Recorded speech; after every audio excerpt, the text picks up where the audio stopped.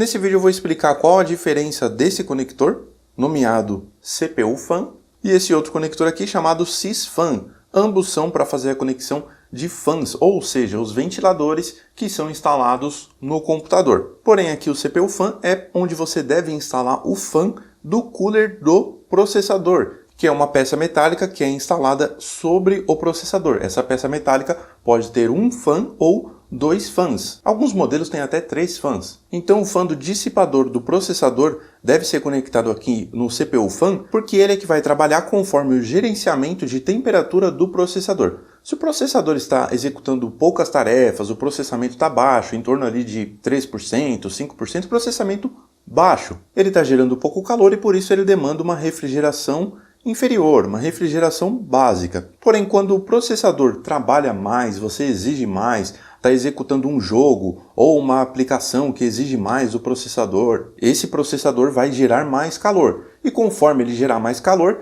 ele vai ter uma comunicação ali que vai falar mais ou menos assim: ei, eu estou gerando mais calor, eu preciso de mais refrigeração. Aumenta a velocidade, aumenta a rotação do fan que está instalado aí em cima de mim, em cima do processador.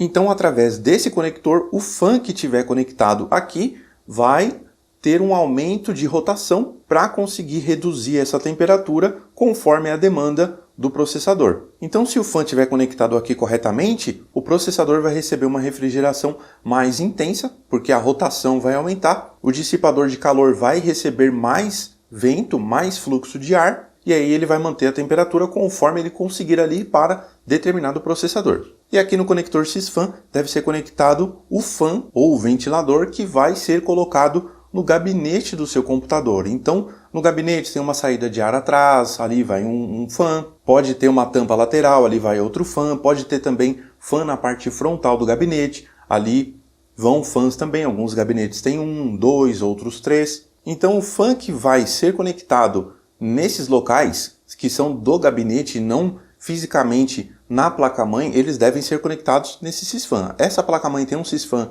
de 3 pinos aqui, outro Sys-Fan de 3 pinos aqui, cada um tem um número, Sys-Fan 3, o outro é Sys-Fan 1. Tem um chamado Sys-Fan 2, que é um conector de 4 pinos, ou seja, ele é PWM aqui próximo do slot PCI Express, e são só esses que são Sys-Fan. Agora, o que acontece se você acabar invertendo isso e conectar no Sys-Fan o fan do processador, do dissipador do processador, e aqui no CPU Fan você conectar o fan que vai no gabinete? Quando o processador aumentar o seu trabalho e aumentar a sua geração de calor, e ele falar para a placa-mãe assim: olha, eu preciso de uma refrigeração melhor, aumenta a rotação do fan do processador aí para mim, por favor. O que vai acontecer é que o fan que estiver conectado aqui no CPU Fan vai estar no gabinete, longe do processador, e é ele que vai ter um aumento de velocidade, um aumento de rotação. E o fan que estiver no Sys-Fan aqui e estiver ligado lá sobre o processador, para ele vai estar tudo normal, ele vai estar trabalhando na rotação normal dele o tempo todo, que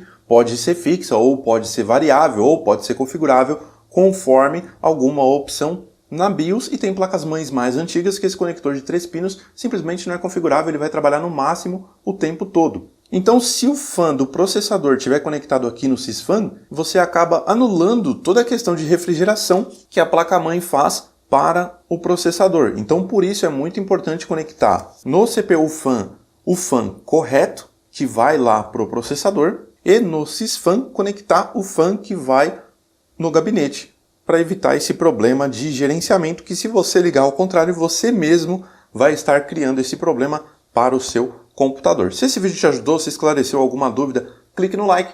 Até o próximo vídeo, um abraço e tchau!